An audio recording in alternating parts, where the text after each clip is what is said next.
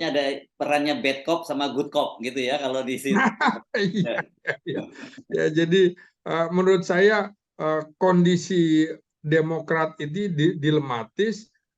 Kalau jembatan dengan koalisi perubahan sudah dibakar, saya kira apa yang dikemukakan oleh Anies, oleh juga eh, Surya Paloh, kemudian juga oleh Sudirman Said, ini jalinan ini kan tetap dibuka. Bahkan PKS juga tetap menawarkan tempat yang paling baik bagi Demokrat ya tetap di sini gitu loh. Ya, ya. Artinya eh, targetnya bisa lebih bagus ketimbang kemudian masuk ke poros yang lain, maka akan dianggap eh, ini sebagai ini Anda terpaksa aja dukung kami gitu kan karena sudah terbuang. Jadi menurut saya posisi yang terbaik saat ini justru kembali ke koalisi perubahan. Entahlah kalau kemudian uh, harga dirinya harus direndahkan masuk ke koalisi porosnya Prabowo atau Ganjar Pranowo. Ya, ya, ya, oke. Politik tapi harusnya nggak mutlak-mutlakan lah ya. Saya kira seperti walaupun kemarin AHY sudah menyatakan move on gitu, artinya dia udah memutuskan untuk tidak balik lah ke KPP. Tapi dengan gambaran Anda tadi situasinya sangat berat ya buat mereka, dan kalau Anda tadi menggunakan terminologi gelandangan politik, saya kira itu ya mungkin tidak akan terjadi, tapi dengan dalam artian ya sekedar tempat berteduh saja gitu. Kalau gelandangan ini kan homeless gitu ya, nggak punya rumah gitu ya, rumah koalisi. Iya, iya. Tapi Maka paling numpang aja paling gitu, numpang dia di koalisi. banyak publik juga berharap, ini kan belum ada DCT, Bung ya, daftar Ya, calon tetap. ya. Maka bisa saja kemudian AHY masuk saja ke dalam caleg. Ini kan Oh, ya. sebenarnya yang diharapkan orang dulu ketika kalah di Hmm. Pilkada Jakarta, Hmm. tapi kemudian tidak ikut pileg.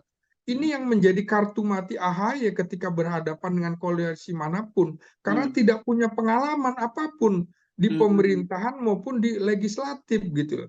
Kalau misalnya waktu itu di 2019 dia menjadi anggota DPR, otomatis sebagai elitnya Partai Demokrat akan mendapatkan tempat menjadi wakil ketua MPR. Di Yes. sini bargainnya lebih tinggi, posisi tawarnya lebih tinggi. Dan sekarang kan tidak, Bung Hersu. Orang Hmm. akan melihat bahwa apa iya seorang jenderal harus hormat dengan AHY yang tidak punya jam terbang kenegaraan. Beda dengan Puan, sudah di parlemen, sudah di pemerintahan, sekarang kembali lagi menjadi ketua DPR, begitu juga yang dirancang Jokowi dengan anaknya sudah menjadi wali Wali kota. kota. Dan Hmm. ini nilai plus anak-anak presiden begitu Bung Hersu. Yang Hmm. ini tidak langsung dibuat tangga itu tidak dilalui oleh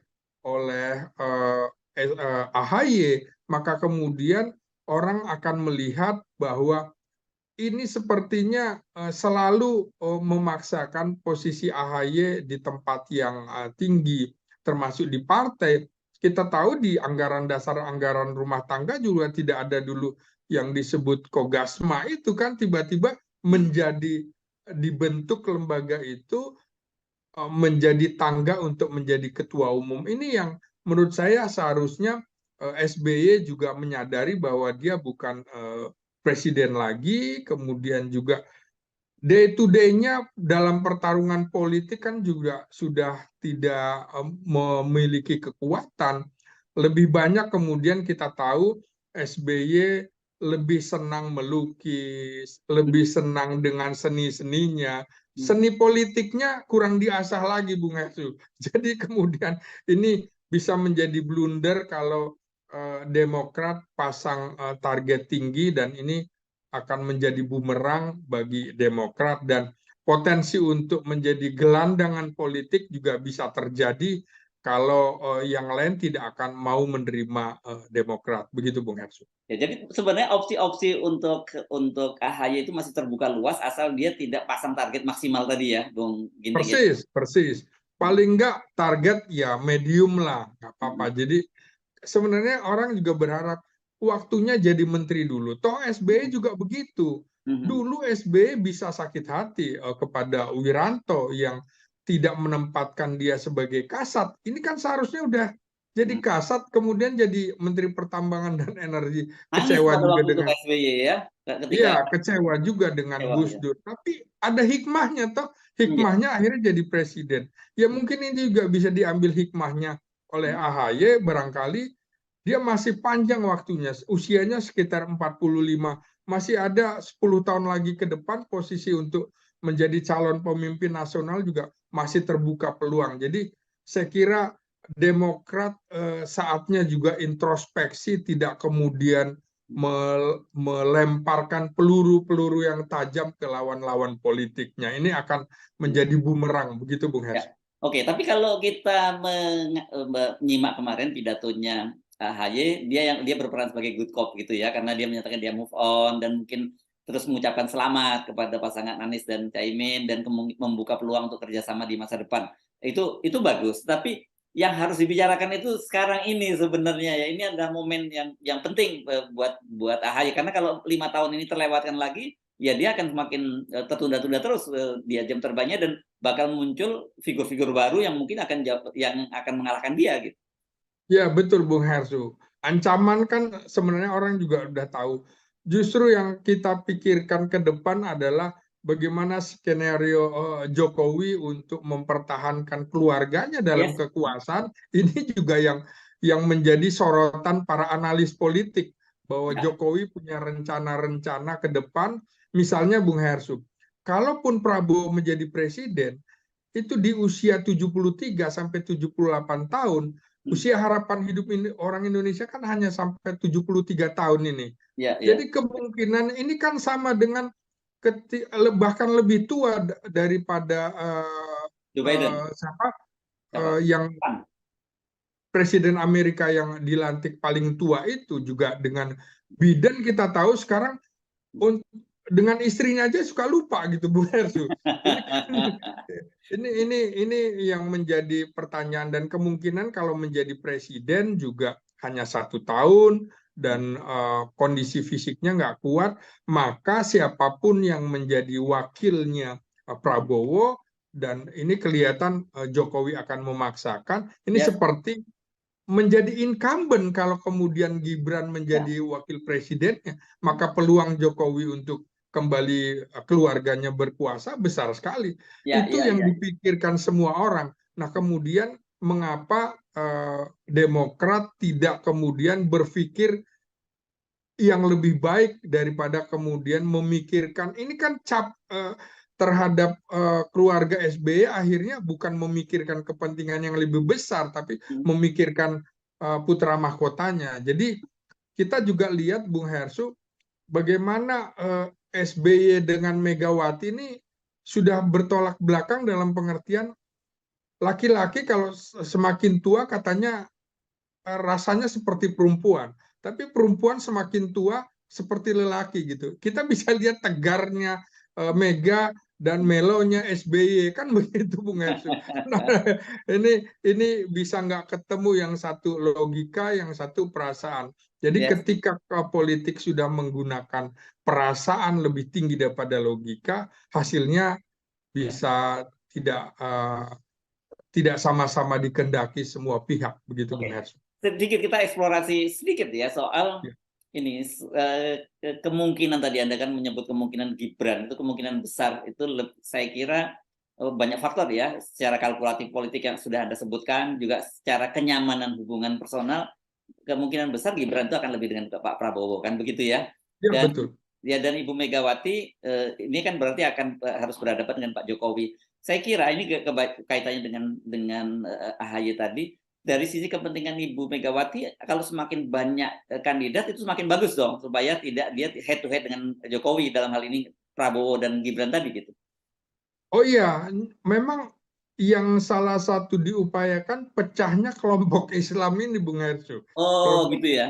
Ya, ya. ya, kelompok-kelompok Islam, karena bisa dibilang di kubunya Anies Baswedan itu kan ada Muhammadiyah diwakili Partai Umat gitu, Oh iya, ada iya. NU diwakili PKB gitu kan, ada PKS eh, kanan. ya, PKS gitu ya, Hmm.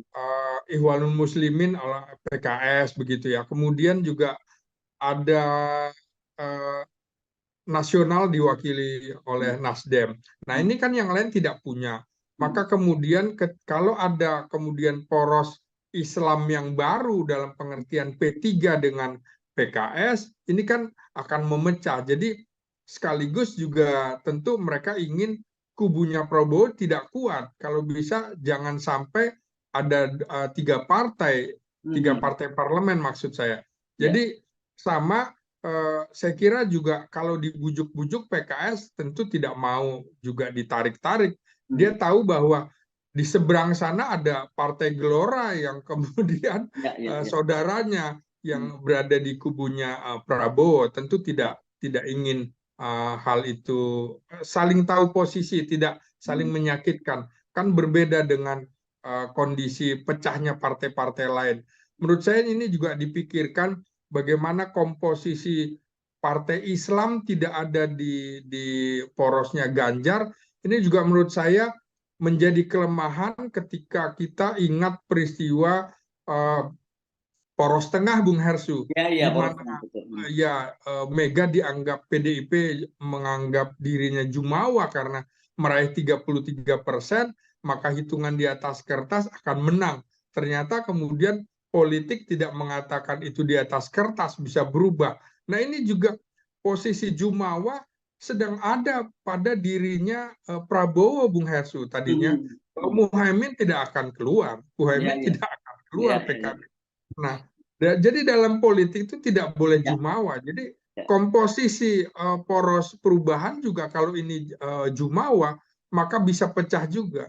Jadi politik itu mesti istiqomah dalam pengertian konsisten dan terus berjuang, tidak kemudian harus kau yang lebih kecil dekati aku. Nggak begitu, begitu. Ya, ya. Ini Artinya akan begini jadi ya, dalam ya. kasus ini ya, dalam koalisi perubahan ini, kalau kemudian Nasdem, dalam hal ini Surya Paloh terlalu dominan, itu kan bisa membuat juga PKS tidak nyaman ya, karena katakanlah itu kan ada bagaimanapun sebagai partai dia punya harga diri juga. Kok gua kayaknya nggak punya dikasih peran apa-apa nih gitu. Ya gua dapat kotel efek dari Anies, tapi ya jangan begitu dong mainnya. Kan bisa seperti itu kan teman-teman PKS berpikirnya.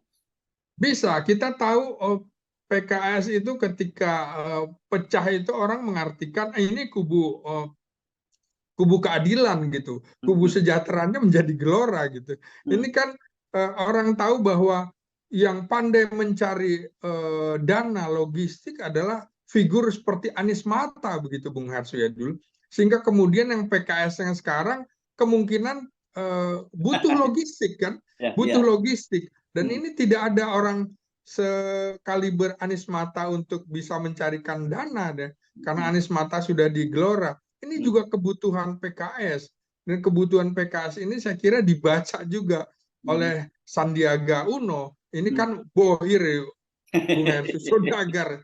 Saya kira dia akan menawarkan logistik itu kepada PKS untuk coba masuk ke koalisinya. Tapi apakah kemudian Surya Paloh tidak membaca itu gitu? Nah, Kemudian PKS juga kalau kemudian pindah begitu aja akan dikatakan sama aja. ya, Jadi ini ya. partai transaksional, partai yang bicara uang doang kan gitu, bukan kemudian Ya, bicara targetnya. Ini ya. kan sebenarnya targetnya ada kemenangan di dalam Pilpres 2024 di mana tidak ada incumbent lagi. Peluangnya besar bagi semuanya. Begitu Bung Ya, Hersu. ya. Dengan logika Anda tadi itu sebenarnya Ibu Megawati itu berkepentingan dong ya, katakanlah mendorong P3 itu untuk keluar membentuk poros baru. Tapi dalam hal sekarang ini justru ya sebagai bagian dari strategi, bukan bagian dari konflik antara P3 dengan PDIP gitu, Bung Ginting. Tadi yang memecah kelompok Islam tadi itu. Ya, P3 kan sebenarnya juga bisa menjadi duri dalam daging bagi partai-partai, Bung. Karena posisi ketua umumnya masih PLT, Bung Hersu. Oh Ini iya. bisa menjadi celah hukum bagi siapapun digugat. Hmm. Digugat yang bersama P3. Ini jadi masalah. Hmm. Heran menurut saya, kok sampai sekarang tidak dilakukan muktamar luar biasa untuk Hmm. mengetok palu Hmm. Muhammad Mardiono menjadi ketua umum yang Hmm. definitif, bukannya PLT. Ini jadi masalah, maka Ya. kemudian seperti PDIP, ya silakan aja mau keluar. Hmm. Jangan-jangan karena saya dengan posisi sendiri juga bisa, dengan Hmm. Anda malah bisa jadi ganjalan hukum. Hmm. Jadi posisi P3 juga menurut saya tidak seksi lagi. apalagi ini posisi di urutan buncit dan Sandiaga Uno bukan masuk dalam posisi 4 besar untuk jadi pilpres. Siapa yang mau jadi capres dan cawapresnya kalau koalisinya dengan Demokrat serta PKS? PKS juga akan pasang call tinggi bahwa kami lebih tinggi partainya walaupun memang secara logistik nggak punya. Ribet menurut saya Bung Hersu. Jadi kemungkinannya halusinasi politik saja koalisi itu Oke. dibangun begitu, Bu. Ya, tapi bagi PDIP saya kira eh, posisi P3 itu ya kalau lu datang tidak menambah, tapi kalau pergi nggak berkurang begitu ya. Jadi artinya kalau kemudian lebih bermanfaat, ada poros baru yang bisa memecah suara Islam tadi yang Anda sebut, Iya, pasti iya. akan didorong oleh PDIP kan begitu ya. Persis, jadi memang dihitung manfaat mudaratnya. Sama Yes. dengan kehadiran Demokrat di poros-poros baru itu. Ya. Kalau manfaatnya nggak banyak, mendingan saya tendang aja kan itu. Lebih lebih banyak mudaratnya karena nanti mereka juga akan berpikir sama, Bung. Yes. Nanti kami dituding juga sebagai pengkhianat kan gitu. Kami dituding lagi Jenderal Kardus dan lain-lain kan. Buat apa kalau kemudian berkoalisi seperti itu masih ada ganjalan-ganjalan. Jadi Yes. menurut saya realistislah dalam membaca peta politik di mana posisinya ada di urutan berapa di Pulau Jawa besar atau tidak. Yes. Oke, kenapa kemudian PKB begitu seksi? Karena kita tahu bahwa kekalahan Prabowo dalam pemilu 2014 dan 2019 adalah di Jawa Tengah dan Jawa Timur. Jawa Yes. Tengah PDIP sulit ditandingi. Yang bisa nandingi PDIP di Jawa Tengah dan Jawa Timur hanya PKB. Ya. Nah, jadi kemudian posisi PKB ini adalah seksi. Itu kesalahan fatal Prabowo menurut saya. Ya. Tidak kemudian menjadikan Muhaimin Iskandar menjadi cawapres. Mungkin Ya. masih terbujuk rayu Ya. dengan kemungkinan Erik masuk dan Gibran masuk, Bung Hersu. Ya, Jadi tapi kalau sakit. Gibran, saya kira bisa loh mengkompensasi itu karena bagaimanapun orang tidak lihat Gibran tapi lihat Pak Jokowinya kan. Iya, tapi tidak untuk NU-nya, Bung Hersu. Oh iya, ya. Samina Watonanya ini kan Loh, Anda di nggak lihat dalam pertemuan tradisi. tadi malam ke PBNU yang datang ke istana dan kemudian pernyataan dari Menteri Agama Yakut yang menyatakan bahwa jangan memilih calon presiden yang punya track record memecah belah umat. Itu kan pasti targetnya itu adalah Anies kan, dalam hal ini juga mendowngrade Caimin sekalian. Iya, tapi jangan lupa Bung Hersu, Caimin ini kan sejak tahun 1999 sudah jadi elit, sudah menjadi sekjen, mendampingi almarhum Matori Abdul Jalil. Jadi 20 tahunan partai ini dipegang Muhaimin. Jadi nggak mudah juga Muhaimin dikalahkan. Termasuk kemudian mengapa akhirnya Muhaimin yang bisa terpilih. Kita tahu Khofifah awalnya ditawarkan, tapi ini kan seperti tersandera kasus bansos yang kemudian akhirnya kantornya digeledah, tidak berani. Yeni Wahid itu tidak signifikan karena tidak menguasai partai dan kalah terus dengan Muhaimin. Dan kita tahu juga Sail Agil Sirat itu juga punya peluang besar untuk masuk di koalisi manapun, tapi dia tidak punya partai. Yang masuk akal adalah Muhaimin. Jadi menurut saya walaupun ada upaya menggergaji NU yang kubunya Muhaimin, menurut saya kalau hanya ada orang NU satu-satunya dalam pilpres, maka orang akan menyatu, Bung Hersu. Lain halnya kalau kemudian misalnya Ketua Umum PBNU dijadikan wakil presiden oleh kubunya Jokowi, kubunya Prabowo atau Ganjar Pranowo. Nah itu memang ada sekat-sekat, ada prosentasenya. Kalau hitungan prosentase menurut saya Sail Agil Sirat sudah cukup lama menjadi Ketua Umum PBNU, kemudian juga Muhaimin sudah cukup lama 20 tahun menjadi elit PKB. Hitungannya adalah yang mendukung Muhaimin jauh lebih besar daripada karena Said mendukung Agil Sirat siapapun. akan bersama dengan Muhaimin ya, jelas ya. Ya, kemarin kan sudah ada pernyataan dari Said Agil Sirat itu pilih yang ada Muhaiminnya. kan gitu.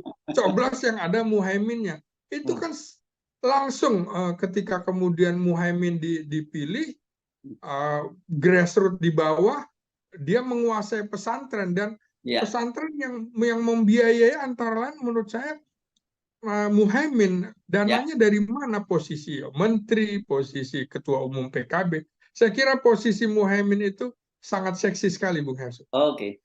Baik, terima kasih Bung Ginting. Kita tunggu ya. Kelihatannya karena politik masih akan sangat dinamis gitu ya. Jadi Ya, nggak perlu kalau gampang kagetan, lebih baik pasang seatbelt dari sekarang gitu ya. Karena mungkin akan oh ada iya. ya, akan ada turbulensi politik baru gitu ya. Nah, turbulensi politik, betul Bung Hersu. Yes.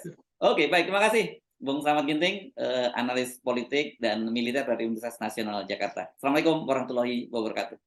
Terima kasih. Waalaikumsalam warahmatullahi wabarakatuh. Je suis comme ça dans la vie, je renie jusqu'à mon sang et je ne sens plus qui je suis, il n'y a plus d'innocent. J'aimerais dire que je sais ma route et que je ne doute